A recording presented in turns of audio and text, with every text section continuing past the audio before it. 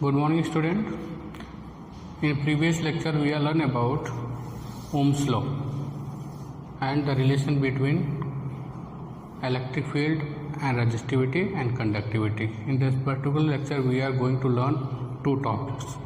First one is drift velocity.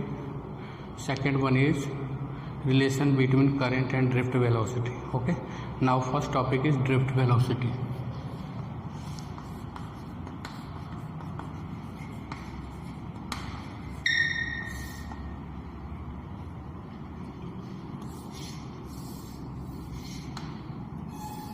Suppose this is a conductor, metallic conductor. There are many free electrons on the surface of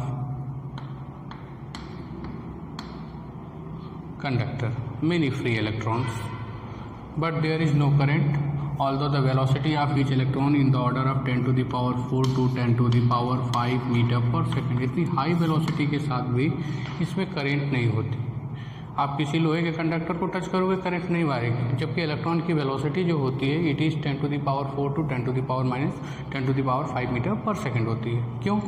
when ever we no not applied any external battery which provide EMF, कोई भी अगर external battery नहीं लगाते हैं तो इसमें electron motion करेगा कि नहीं करेगा? करेगा due to thermal velocity.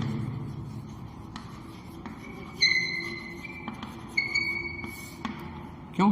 Suppose conductor का टेम्परेचर क्या है आपका 15 डिग्री सेंटीग्रेड है, बाहर का 27 डिग्री सेंटीग्रेड है, तो बाहर से हीट एब्जॉर्ब करेगा और इसके इलेक्ट्रॉन जो होंगे मोशन करेंगे, but they are helter and skelter. This is known as Brownian motion. एक ऊपर जाएगा, नीचे जाएगा, एक लेफ्ट जाएगा, राइट जाएगा. Okay. Due to this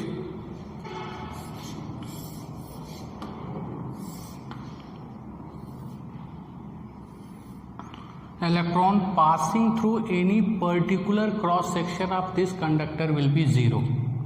Average electron passing through any cross section of this conductor will be zero. क्यों ऐसा होगा?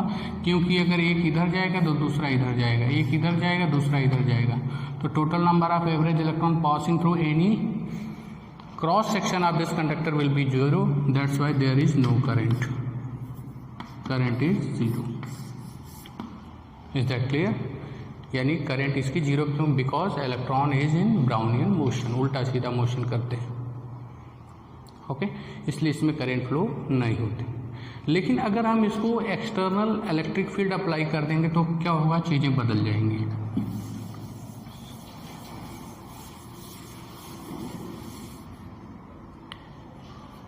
Suppose this is a conductor. We provide external electric field. This is battery. We battery क्या करता है? Electron को चलाता रहता है. Positive negative all the electrons, free electrons, ये फ्री इलेक्ट्रॉन्स हैं. तो इलेक्ट्रॉन जो फ्री होंगे, अगर मेटल से जो फ्री होंगे तो अपने बगल में एक इमोबाइल आयन छोड़ देंगे. इमोबाइल आयन भाई, इलेक्ट्रॉन जब निकल जाएगा तो वहाँ पे एक पॉजिटिव चार्ज आ जाएगा. वो जो पॉजिटिव चार्ज होगा, इमोबाइल आयंस क्या होगा? It can not move. जब एक्सटर्नल इलेक्ट्रिक फील्ड अप्लाई करते हैं तो इलेक्ट्रॉन्स क्या होते हैं? एक पर्टिकुलर डायरेक्शन में मूव करते हैं. सारे इलेक्ट्रॉन कहाँ पे जाएंगे? पॉजिटिव की तरफ.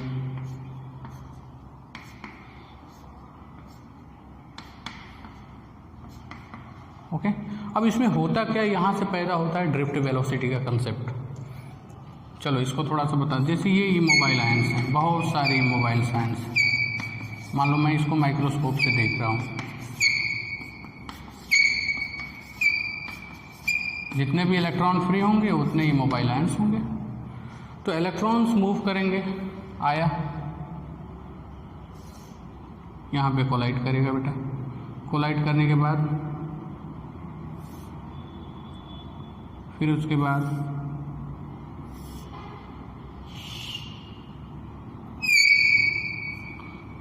तो कुल मिला के आयंस जो होंगे इधर की तरफ जाएंगे, लेकिन इलेक्ट्रॉन्स, लेकिन उसके साथ साथ इमोबाइल आयंस के साथ क्या करेंगे? कोलाइड करेंगे. ओके, जैसे ही कोलाइड करेंगे उनकी वेलोसिटी क्या हो जाएगी, 0 हो जाएगी। फिर यहाँ से चलना स्टार्ट होगा under the effect of electric field, क्योंकि इलेक्ट्रिक फील्ड इधर की तरफ है, पॉजिटिव इधर इलेक्ट्रॉन के अपनी तरफ खींचेगा, तो थोड़ा सा और इधर आया, यानी कोलाइड होने के बाद फिर उसके बाद यहाँ कोलाइड हो गया, वेलोसिटी 0 हो गई, फिर उसके बाद इधर की तरफ ड्रिफ्ट हुआ, यहाँ पे आया। कुल मिला के इलेक्ट्रॉन्स क्या होगा, स्मॉल अमाउंट ऑफ थोड़ा थोड़ा थोड़ा थोड़ा लेफ्ट से राइट की तरफ ड्रिफ्ट करेगा, नेगेटिव से पॉजिटिव की तरफ। क्लियर और नॉट, क्लियर और नॉट। यानी अगर इलेक्ट्रॉन्स है आपका, अगर ये पॉजिटिव इमोबाइल साइंस हैं, आया ड्रिफ्ट किया, जाना चाहिए था इसको ऐसे, लेकिन ये थोड़ा सा under the effect of electric field फिर कोलाइड किया, तो इसका जो पाथ होगा यानी थोड़ा थोड़ा ड्रिफ्ट करेगा, किधर की तरफ, लेफ्ट टू राइट। तो दो सक्सेसिव कोलिजन के बीच, यानी अगर ये कोलिजन हुआ, सपोज दूसरा कोलिजन ये हुआ मान लो, उसके बीच ही इलेक्ट्रॉन क्या करेगा, वेलोसिटी को क्या करेगा, अचीव करेगा, क्योंकि यहाँ पे तो u इक्वल टू 0 हो गया, यहाँ पे जैसे ही मैक्सिमम वेलोसिटी हो गया फिर टक्कर मार दिया, u इक्वल टू 0 हो गया। यानी इसी ड्यूरेशन में क्या कर रहा है, उसको डिस्प्लेसमेंट मिल रहा है, इसी ड्यूरेशन में डिस्प्लेसमेंट मिल रहा है। This is known as free path. इस फ्री पाथ के ड्यूरेशन में वो क्या करता है, यहाँ पे आता है, तब तक मैक्सिमम वेलोसिटी जैसे ही होती है तब तक क्या होता है, फिर से उसकी वेलोसिटी क्या हो जाएगी, 0। इस तरह से बहुत सारे कोलिजन से लास्ट तक अपने डेस्टिनी तक पहुँचता है, कहाँ तक, पॉजिटिव तक, ये पॉजिटिव की तरफ पहुँचता है। तो सबसे पहले तो जितना एवरेज टाइम लेता है, मान लो यहाँ से यहाँ T1 है, T2 है, T3 है, इस सारे टाइम को जोड़ने के बाद एवरेज लेते हैं, तो उसको हम बोलते हैं relaxation time. It is known age relaxation time. तो रिलैक्सेशन टाइम क्या होता है, उसको नॉर्मल अगर लैंग्वेज में बोलें, the time between two successive collision is known as relaxation time। इसको बोलते हैं रिलैक्सेशन टाइम। उसी रिलैक्सेशन टाइम, क्योंकि जब कोलिजन नहीं होगा तो उसी समय क्या होगा, वो आराम करेगा। आराम करने का मतलब आराम से रन करेगा, तब तक फिर कोलिजन हो गया। उसी ड्यूरेशन में वो क्या करेगा, डिस्प्लेसमेंट ट्रेवल करेगा। Is that clear. और क्या होता है बेटा, velocity achieved by the electron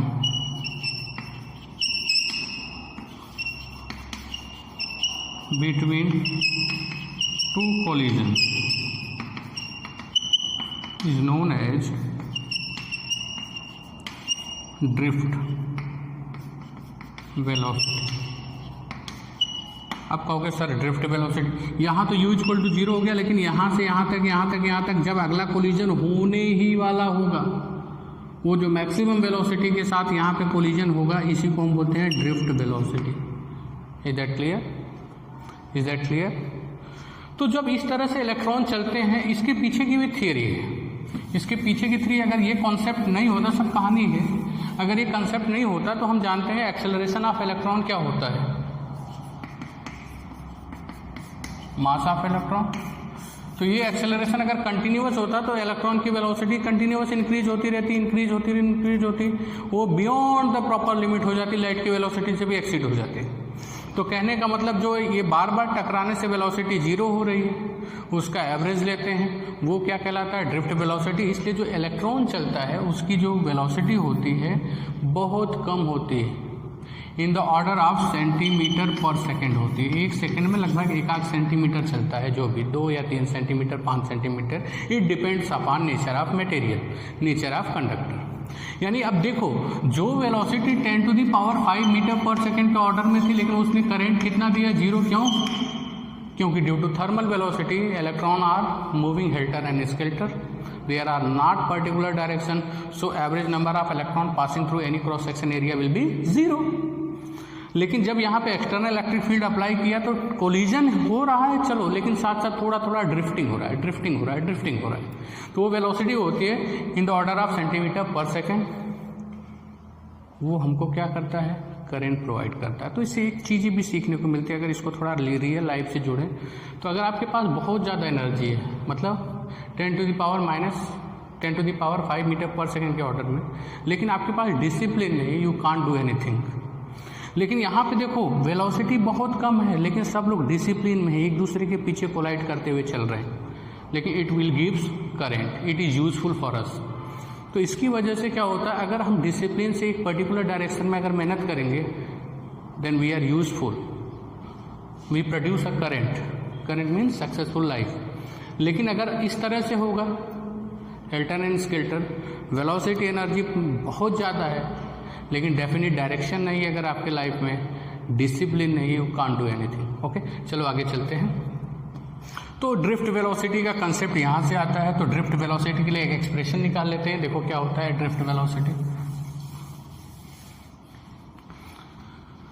suppose this is positive, यहाँ पे कोलाइड किया, यहाँ पे कोलाइड किया, मान लो एक सिंपल डायग्राम बनाता हूँ वहाँ से। यहाँ पे कोलाइड करने के बाद इलेक्ट्रॉन अगर यहाँ पे कोलाइड किया, सपोज u इक्वल टू 0 हो गया, फिर उसके बाद यहाँ से आया, फिर यहाँ पे कोलाइड किया, तो यहाँ पे जिस मैक्सिमम वेलोसिटी से आप कोलाइड करता है, मैंने बोला है the velocity achieved by the electron between two successive collision is known as drift velocity. तो ये ड्रिफ्ट वेलोसिटी होगी, और इस बीच में उसका टाइम कितना होगा, रिलैक्सेशन टाइम के बराबर होता है। तो फार्मूला लगा देंगे from first equation of motion, v d equal to u plus a t. तो क्या हो जाएगा, v d equal to u तो 0 है, यहाँ पे टकरा के 0 कर दिया, यहाँ पे जो मैक्सिमम अचीव किया है उसको लिखेंगे, a की वैल्यू क्या हो जाएगी, a टाउ। तो v d equal to a की जगह क्या लिखेंगे, ये तो एक्सेलरेशन का फार्मूला होता है, minus e upon m into क्या हो जाएगा, tau. This is all about drift velocity. यानी ये माइनस साइन शो करता है आपका इलेक्ट्रॉन इज ड्रिफ्ट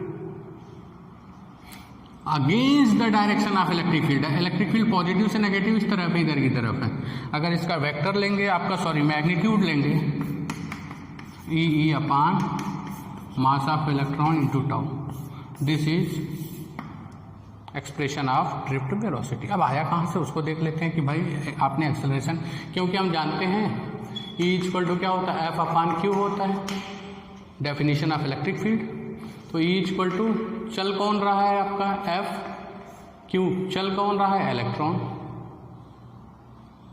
ओके, तो यहां से इधर से मल्टीप्लाई कर दो, ई इक्वल टू क्या हो जाएगा, एफ इक्वल टू क्या होता है, mass into acceleration equal to E. तो ए इक्वल टू क्या हो जाएगा, ई अपॉन एम। यहां से एक्सेलरेशन की वैल्यू मैंने वहां पे पुट की है, क्योंकि ये नेगेटिव मैंने मैग्नीट्यूड ले लिया भाई, कोई टेंशन वाली बात नहीं है, लो नेगेटिव ले लो भाई। This is acceleration. ओके, ये एक्सेलरेशन की जगह पे ई अपॉन एम वहां से पुट किया। Is that clear? Now we are going to next lesson, sorry next chapter, which is next topic, which is relation between drift velocity and electric current, which is very important. Okay,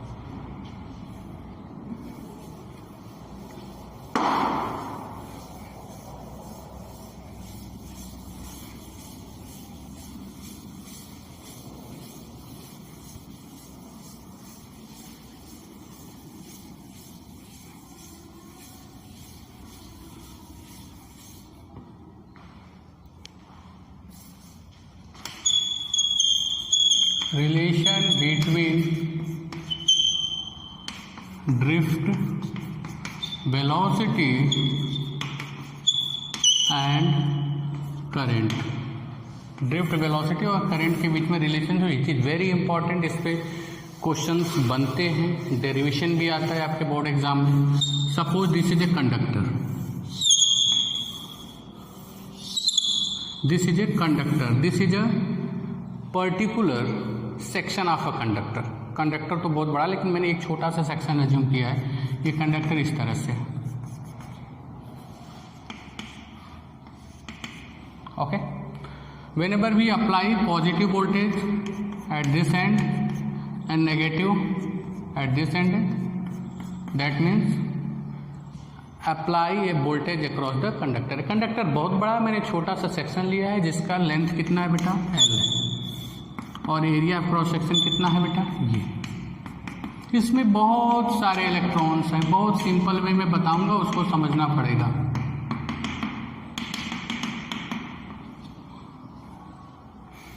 यहाँ पे एक इसका आपका n equal to मान लेते हैं number density.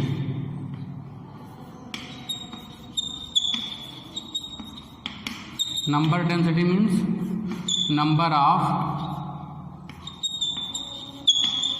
Electron per unit volume,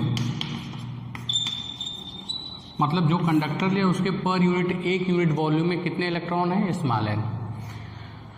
तो हम कुछ नहीं सोचेंगे कितना हार्ड है नहीं है, सिर्फ एक चीज़ सोचने की ज़रूरत है बहुत आसानी से, कि हम जानते हैं हमारा टारगेट होना चाहिए I इक्वल टू क्या होता है बेटा, Q/T। ये टारगेट होना चाहिए। अगर मुझे कहीं से Q मिल जाए और टाइम मिल जाए, रख देंगे, आंसर हो जाएगा। तो जैसे ही हमने पॉजिटिव वोल्टेज इधर लगाया, इधर नेगेटिव, मतलब बैटरी का पॉजिटिव साइड इधर, नेगेटिव साइड इधर अप्लाई कर दिया, all the electron is drifted towards positive and. चलो इधर की तरफ भागने लगेंगे।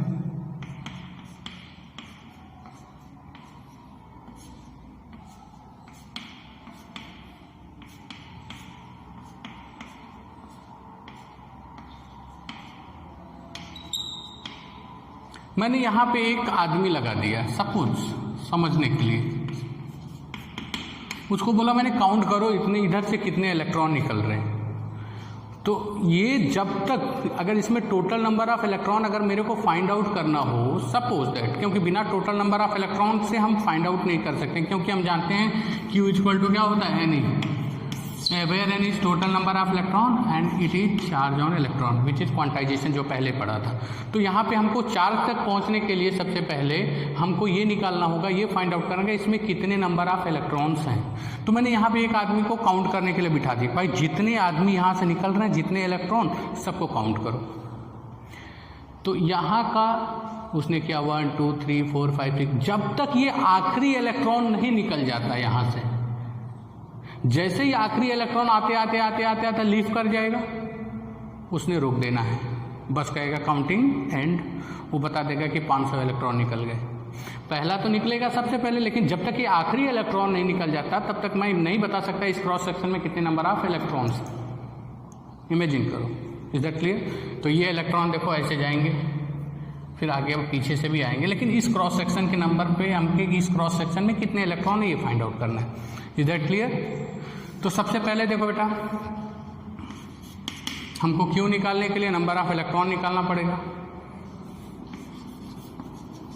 नंबर ऑफ इलेक्ट्रॉन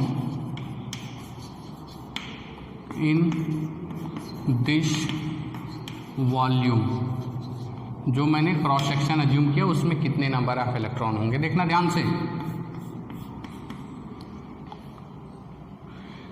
एक यूनिट वॉल्यूम में n इलेक्ट्रॉन है, तो इतने वॉल्यूम में कितने इलेक्ट्रॉन होंगे, क्या करेंगे, पूरे वॉल्यूम से क्या कर देंगे बेटा, मल्टीप्लाई कर देंगे। एक यूनिट वॉल्यूम में कितने इलेक्ट्रॉन है n, तो इतने में कितने इलेक्ट्रॉन होंगे, पूरे वॉल्यूम से मल्टीप्लाई कर देंगे। देखो n इंटू वॉल्यूम,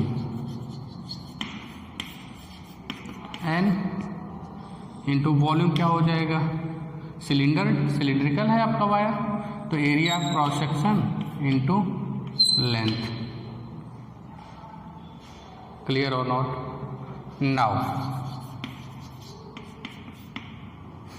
क्योंकि जब यहाँ का इलेक्ट्रॉन यहाँ पे पहुँच जाएगा तभी तो काउंटिंग खत्म होगी, यानी अगर यहाँ का इलेक्ट्रॉन ये जो है यहाँ तक पहुँच जाएगा तो काउंटिंग खत्म हो जाएगी। तो ये लेंथ क्या हो जाएगा, लेंथ इक्वल टू क्या होगा, वेलोसिटी इनटू क्या हो जाएगा बेटा, टाइम। ओके चलो नहीं करते हो वेलोसिटी टाइम मत करो, चलो कॉन्सेप्ट पे आते हैं, कोई बात नहीं। तो हमको चलो n आ गया। नाउ इक्वल टू क्या होता है बेटा, charge. As we know that charge equal to क्या होता है, n इंटू क्या होता है बेटा, into e. Is that clear. तो q इक्वल टू क्या हो जाएगा, n की वैल्यू ये रख दो, NaL इंटू ए हो जाएगा e, बहुत आसान है, NaL इंटू ई। आगे देखो चार्ज आ गया। तो I equal to as we know that I equal to क्या होता है बेटा Q/T। तो देखो बेटा I इक्वल टू Q की जगह पे NaLe/T। Time equal to distance upon velocity, क्योंकि यहाँ का जो लास्ट इलेक्ट्रॉन होगा जब यहाँ पे आ जाएगा तब काउंटिंग एंड हो जाएगी, तो टोटल डिस्टेंस कितना ट्रेवल करेगा L इसके बराबर, और उसकी वेलोसिटी कितनी होगी Vd होगी। तो time equal to distance upon velocity, distance upon velocity उल्टा हो जाएगा। It is jump over numerator, L cancel हो जाएगा। तो I इक्वल टू क्या हो जाएगा NE/A टाइम ये L कैंसिल हो जाएगा ना बेटा, L है कैंसिल किया है मैंने, टाइम मत समझ लेना। NEA Vd ऊपर जंप कर जाएगा। Is that clear? It is the relationship between, generally ये इलेक्ट्रॉन का चार्ज अगर आप नेगेटिव लोगे तो चलो वेक्टर के फॉर्म में ही ले लेते हैं। तो यहाँ पे क्या आ जाएगा, यहाँ पे क्या आ जाएगा, माइनस से कंफ्यूज होने की जरूरत नहीं। चार्ज इलेक्ट्रॉन पे कैसा होता है नेगेटिव, इसलिए यहाँ नेगेटिव आ गया, नेगेटिव आ गया। यानी ये इन्फॉर्मेशन फिर हमको दे रहा है ये इन्फॉर्मेशन ड्रिफ्ट वेलोसिटी का जो डायरेक्शन है, ड्रिफ्ट वेलोसिटी का डायरेक्शन जो है करंट के अपोजिट है, क्योंकि इलेक्ट्रॉन के चलने के अपोजिट डायरेक्शन में क्या फ्लो होता है करंट, और इलेक्ट्रॉन चल किधर रहा इधर। तो minus sign give the information about the velocity of electron is opposite to the electric current, direction of electric current. तो अगर मॉडुलस मिलेंगे NeA/Vd, this is the relationship between electric current and drift velocity. और थोड़ा modify कर देते हैं इसको। Is that clear? बहुत ईजी कॉन्सेप्ट है, कुछ ज़्यादा सोचने की ज़रूरत नहीं है कि बुक में तो टेढ़ा दिया ऐसा दिया है बस। ओके, नाउ फर्दर देखो क्या करेंगे इसके लिए।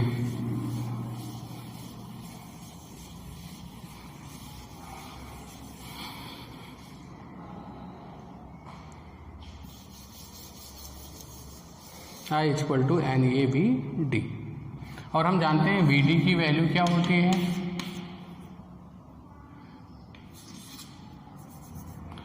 AT इंटू क्या हो जाएगा टाउ, सब मैग्नीट्यूड लेंगे। तो I इक्वल टू कितना हो जाएगा, Vd की वैल्यू वहाँ पे रख दो,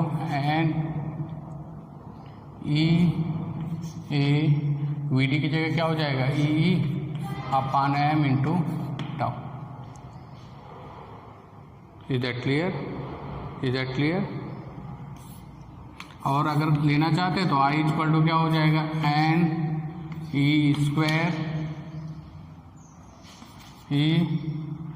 NE/m इंटू टाउ। एरिया को इधर ले लो, current density J equal to क्या हो जाएगा NE/m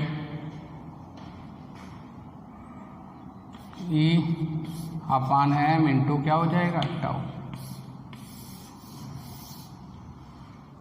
Is that clear? This is the relationship between current density and electric field. J equal to, okay?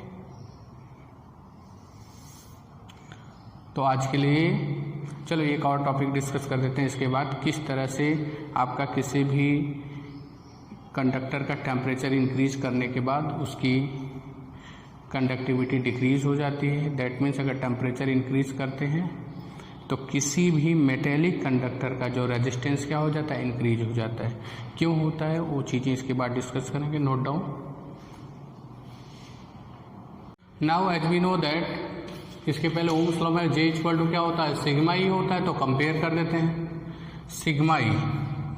तो यहाँ से अगर कंपेयर करेंगे, लिख लेते हैं इसको एक बार फिर, ये हो जाएगा NE/m टाउ इंटू ई, रीअरेंज कर दिया बेटा।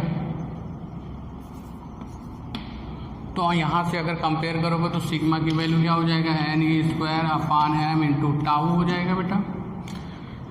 और हम जानते हैं this is conductivity, conductivity is reciprocal of resistivity, that's why the resistivity equal to क्या हो जाएगा M/NE² इंटू टाउ। अब यहाँ से सोचेंगे तो बहुत सारा एक बहुत खूबसूरत रिजल्ट आएगा। सोचो, जब हम टेम्परेचर बढ़ा देंगे किसी भी कंडक्टर का, टेम्परेचर को क्या करेंगे बेटा, इंक्रीज कर देंगे। जब टेम्परेचर इंक्रीज कर दोगे तो थर्मल वाइब्रेशन भी बढ़ जाएगा। तो जो कोलिजन जो होता था आपका, 2 सक्सेसिव कोलिजन जो होता था, पहले देर में होता था नॉर्मल टेम्परेचर पे, जैसे टेम्परेचर बढ़ा दोगे तो क्या होगा, कोलिजन जल्दी जल्दी होगा। इलेक्ट्रॉन की वेलोसिटी, काइनेटिक एनर्जी क्या हो जाएगी, बढ़ जाएगी, रूट मीन स्क्वायर वेलोसिटी। अब जो कोलिजन जो होगा वो क्या हो जाएगा, इंक्रीज हो जाएगा। मेरी बात समझ में आ रहा है ना? कोलिजन इंक्रीज होने का मतलब क्या हो जाएगा, तो पहले जब टक्कर लगता था इसके बीच में नॉर्मली तो 1 सेकेंड था रिलैक्सेशन टाइम। अभी जो टक्कर लग रहा है, क्योंकि इलेक्ट्रॉन्स की वेलोसिटी बढ़ जाएगी, तो अब वो जो टक्कर लगेगा वो जल्दी जल्दी लगेगा, तो टाइम रिड्यूस हो जाएगा। मान लो कितना हो जाएगा, 0.55 सेकेंड हो जाएगा। जब टेम्परेचर को हम बढ़ा देंगे, जब टेम्परेचर यहाँ पे क्या था, नॉर्मल था, तो जो रिलैक्सेशन टाइम क्या हो जाएगा, वो रिड्यूस हो जाएगा। नंबर ऑफ कोलिजन्स बढ़ जाएंगे, रिलैक्सेशन टाइम क्या हो जाएगा, रिड्यूस हो जाएगा। ये रिड्यूस हो जाएगा तो रेजिस्टिविटी क्या हो जाएगी, बढ़ जाएगी। तो मटेरियल की रेजिस्टिविटी बढ़ने का मतलब, as we know that R is directly proportional to क्या होता है, रो होता है। although rho is directly proportional to r, but rho is depend on the nature of material। लेकिन टेम्परेचर बढ़ने के साथ साथ जो रेजिस्टिविटी क्या हो जाएगी, इंक्रीज हो जाएगी। इसका मतलब रेजिस्टेंस भी क्या हो जाएगा, बढ़ जाएगा। इसीलिए जो टेम्परेचर, किसी भी कंडक्टर का टेम्परेचर बढ़ा देते हैं तो उसका रेजिस्टेंस क्या हो जाता है बेटा, इंक्रीज हो जाता है। Is that clear? It is all about drift velocity and relation between electric current and drift velocity. Okay, आज के लिए इतना ही। नेक्स्ट लेक्चर में मिलते हैं टेम्परेचर डिपेंडेंस ऑफ रेजिस्टिविटी के साथ, जिसमें 2 फार्मूले हैं। एक फार्मूले के थ्रू न्यूमेरिकल्स आते हैं। Okay, thank you.